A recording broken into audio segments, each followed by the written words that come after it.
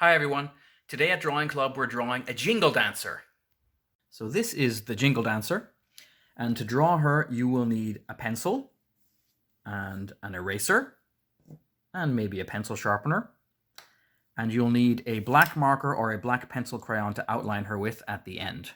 And you also might want some pencil crayons or some color markers to color with. Okay. But as usual, I am going to use this gray marker to draw with, just so you can see what I'm doing. Okay, so this one is quite a bit more complicated than lots of the other drawings we've done, just because there's lots of details in her dress, but we're going to do our best. So we're going to start with an oval shape near the top of the page for her head.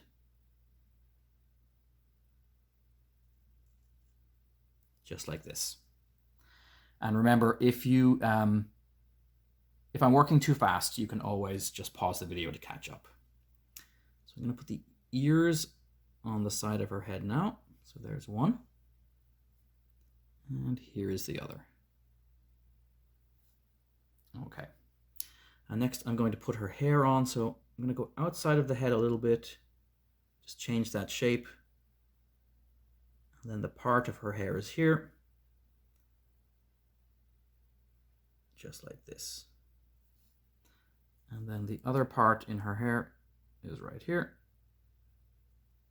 And we'll bring that outside of the head just a little bit. Just like that. For her eyes,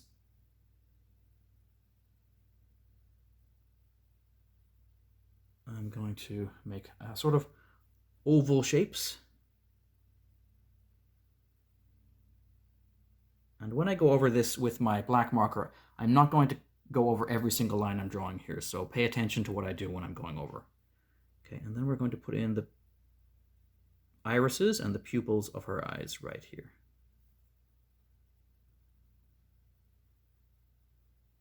So I'm being quite careful as I'm drawing this, because this is going to take a little time. Okay, and then her eyebrows are going to be here and here. And then for her nose, I'm just going to make some small little lines to give the shape of her nose. And then for her mouth, this, and then her bottom lip, there, and then her top lip is very close together, just like that. And then her hair is in braids.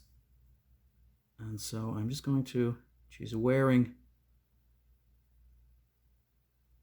this over her braid to keep it together. So I'm just going to draw that, and there's the end of her braid there.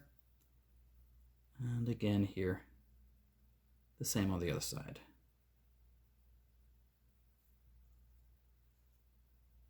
Okay. And just let's put in just so we know where to shade the hair at the end, I'm just going to shade this in a little bit.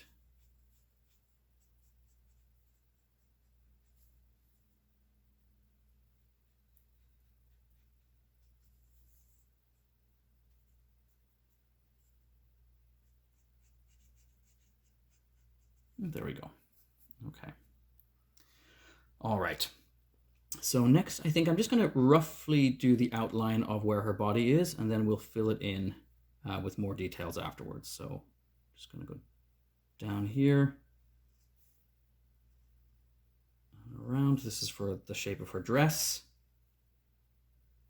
And up and down again. And the same on the other side, there's her neck.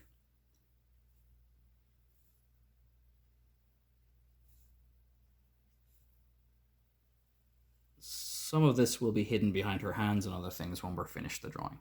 Okay, that's the basic shape of her dress. Then her arms come out from the sides here, from her shoulders. Like this. And then down like this towards her waist. And then I'm just going to draw a shape, a rough shape for where her hand is going to be, like that. I'll do the same on the other side.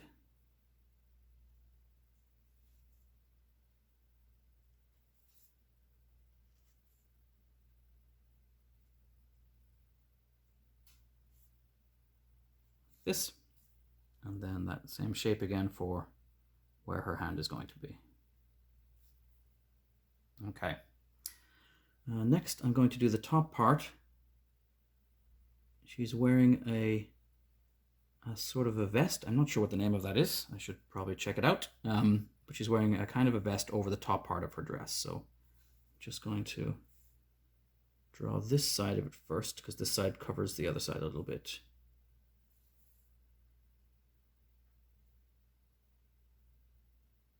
And that vest is covered in beautiful embroidery, so we're going to draw some shapes in there. There we go.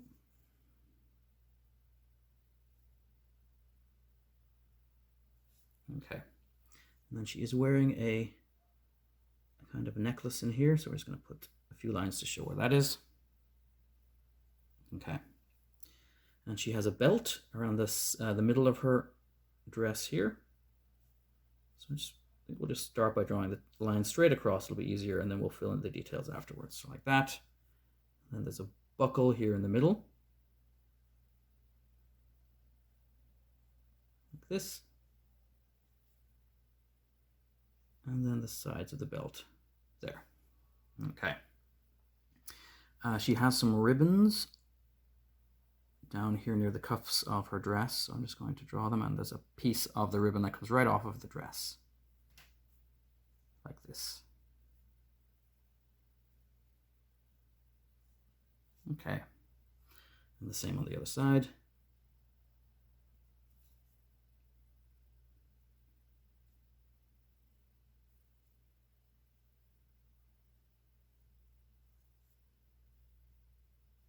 Okay. All right, and let's put in her feet next, I think. So she's got one foot is up in the air because she's dancing, and then the other foot is a little bit lower, just off the ground, like that. Okay. Next, we've got some important lines. These are where the jingles are attached to her dress. So I'm just going to make some lines.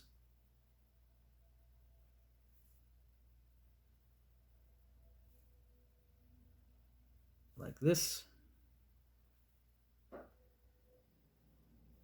Okay. And at the bottom of the dress, there are some more ribbons. I didn't have enough room to put all of the ribbons I wanted on here, so I've just put 3, but there can be a lot more.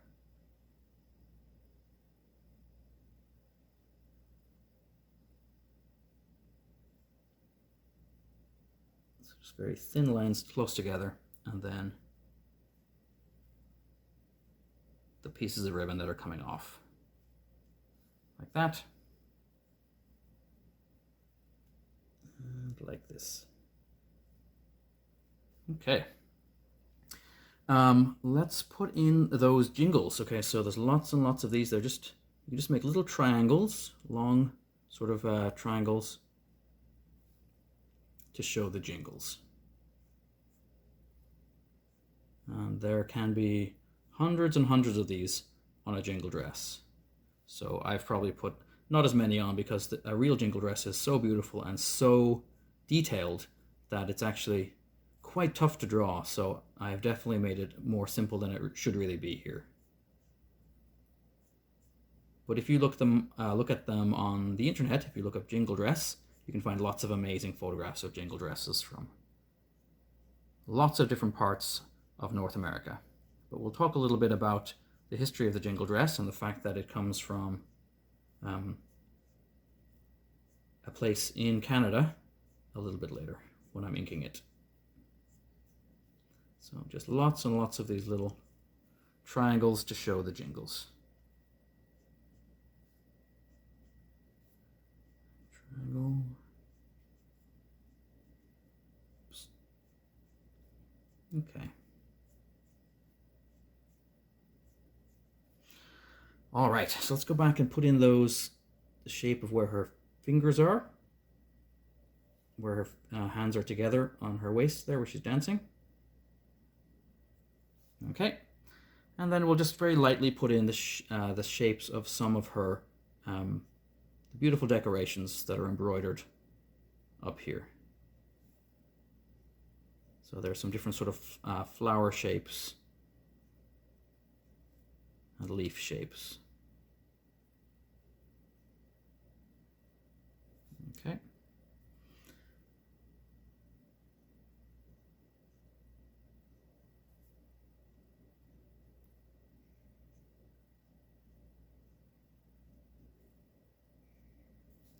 And okay, I think that's all I'm going to do with my pencil. So we're going to move over to our black marker for inking now. And we're just going to ink this. I'm going to ink this very carefully, and I'm not going to ink over every single piece that I did with my gray marker, which would be your pencil. I'm just going to very carefully choose the parts I want to go over with my black marker.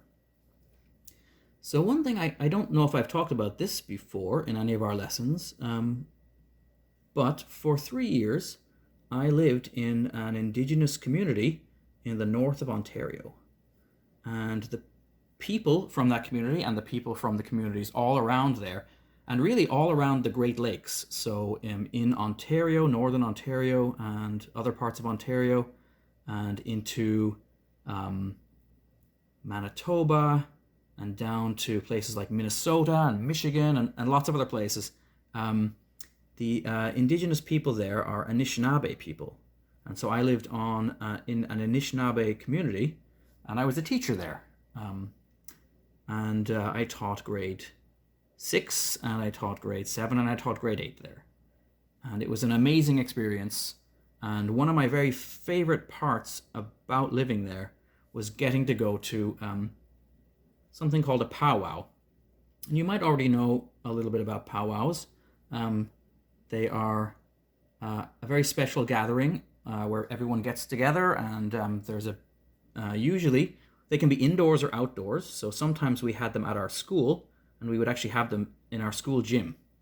And they would make a big circle for dancing, and there was always a really cool MC, somebody who was really good at talking and kind of making announcements, and sometimes they would be really funny. They would make jokes between the dances and just kind of keep things interesting and moving. And then there'd be lots of dancers from the community, and also there's people who travel around all over Canada and the US. It's called the powwow circuit, and so they go from one powwow to another all summer long, and they'll dance there. And sometimes there are competitions so that you can win prizes for if you're an amazing dancer. And the music is amazing. The music is there are drumming groups, and they will play drums and sing and kind of just get the energy going for the dancers. And in my community, there were some amazing musicians, and so they would often play at our local powwows, or sometimes people, famous drummers and famous drumming groups from other parts of Canada or even the US would come, and they would play big powwows. And so the jingle dress I was just reading about this recently, and so I was very excited to find out. I don't think I knew, even when I lived in that community, I didn't realize that the jingle dress actually came from not so far away from where I lived at that time. That the story is that the jingle dress came from a place called Whitefish Bay. And the story is that there was a Medewin, and that's a kind of a special person in the community who is a very spiritual person and who has a lot of knowledge. And so somebody that people would go to for advice, and sometimes they might know a lot about where to get special plants for making medicine and things like that. But at this time, this Medewin's granddaughter was very sick, and so he was very worried about her, and he had this dream, and in the dream a spirit came to him, and he saw the spirit was wearing this amazing dress, and it gave him the message that if he made this dress and if his granddaughter wore it, that she would feel better. And so he spent a lot of time and he made that dress, and they had a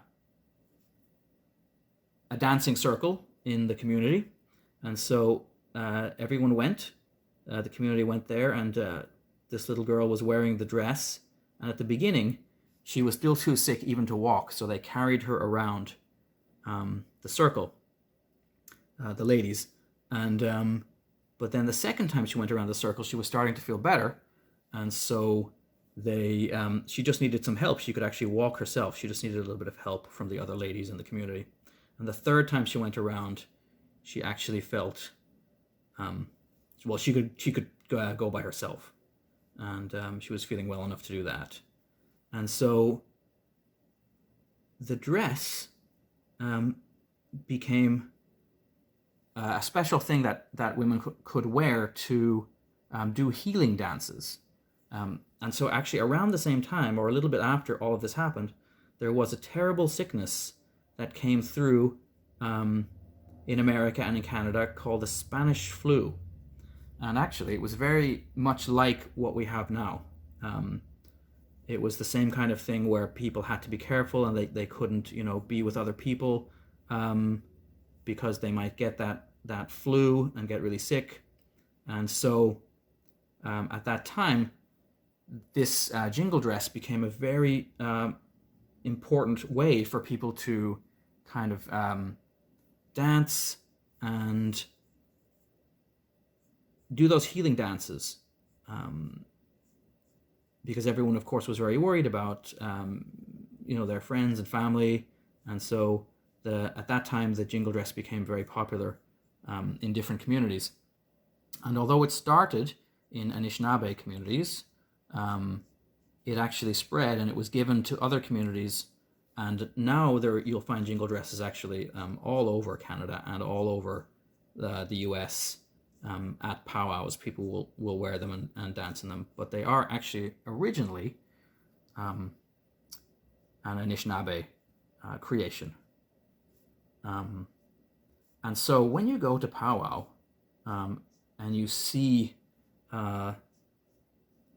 sometimes it's very young little girls will have them, or people women of all ages will wear jingle dresses and dance. And it's such an amazing thing to see, and especially to hear, because all of these little, they're kind of cones made of metal. And the original ones were made of the lids off of tins, and they would be shaped into those cone shapes to make that beautiful sound of kind of clinking and jingling. Nowadays, most of the dresses that are made, you can get the jingles without having to make them out of stuff yourself. Some people, I'm sure, still do it the traditional way. And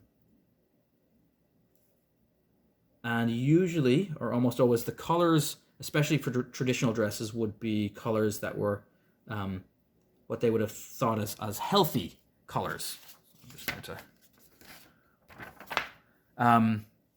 okay, so things like red and green and yellow and black and blue, those would have been considered healthy colors, because, as I said, this dance is all about bringing health back, and so it was used a lot during that terrible time when there was a lot of illness and a lot of people had that Spanish flu, and now the dances are being done again. They never stopped, but there's a lot of people doing them right now because of the sickness that has been here in all around the world. And so you can find videos on YouTube and on other places of dancers dancing in their jingle dresses to try and heal and bring health back to our communities. The last ribbons here. There we go. Okay. But yeah, so one of my favorite times of year was during the summer when we would have our powwows, and actually we also had one in the winter as well in my community.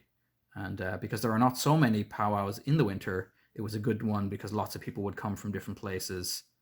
And one of my favorite things to do was when I was watching the dancers. And one really nice thing is, so there are special dances that are done by special dancers. So there is a healing dance that men do called the grass dance, and that one comes sort of more from the plains. And as I said, the jingle dance is a healing dance that women do. But there's a special dance called an intertribal. And that one was really fun for me because an intertribal, everyone can dance for those dances. And so you don't have to be from any specific indigenous group, or even you don't have to be indigenous at all. So I'm an Irish man, but I was allowed to get up and dance with people in my community during that dance. And it was always a lot of fun for me to do that. And it made me feel like a part of the community. And it was amazing.